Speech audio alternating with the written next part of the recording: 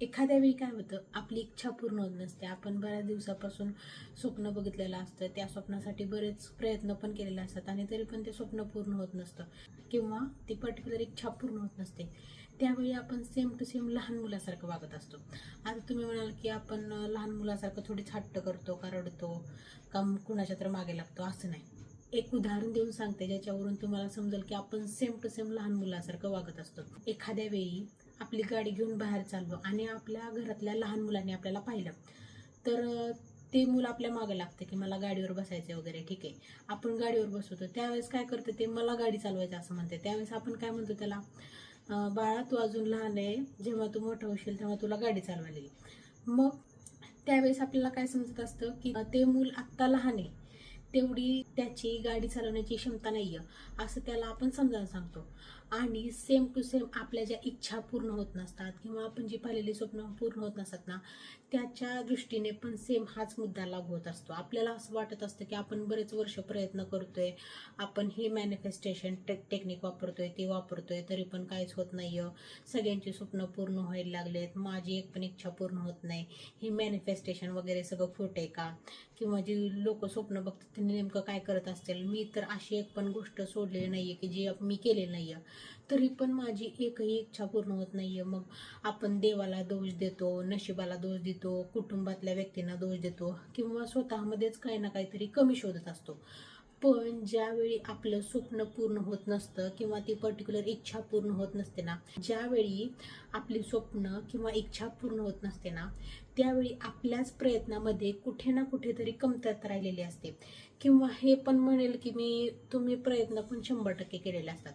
काही ना काही एखादी अशी गोष्ट असते जी ती स्वप्न पूर्ण झाल्यानंतरची क्षमता आहे ना, त्या क्षमतेला पुरेपूर ठरत नसते आणि त्याच्यामुळंच आपली जी आपण पाहिलेली स्वप्न असतात ती स्वप्न पूर्ण व्हायला वेळ लागतो. आपण अशा वेळी काय करतो, आपण नशिबाला दोष देत राहतो, स्वतःमध्ये कमतरता शोधून ते कामधूनच बंद करतो किंवा आपण असं म्हणतो की जाऊ दे आपण दुसऱ्या कशामध्ये तर ट्राय करू आणि ते काम तसंच मधून सोडून देतो किंवा मध्ये बराच टाइमपास केल्यासारखं करतो. आणि त्याच्यामुळं काय होतं, आपण एका पॉईंटला येऊन पोचलेलो असतो, ज्या पॉईंटला आपलं स्वप्न पूर्ण होणार असतं ना, त्या पॉईंटला अगदी काही क्षण शिल्लक राहिले असतात, काही अंतर राहिलेलं असतं.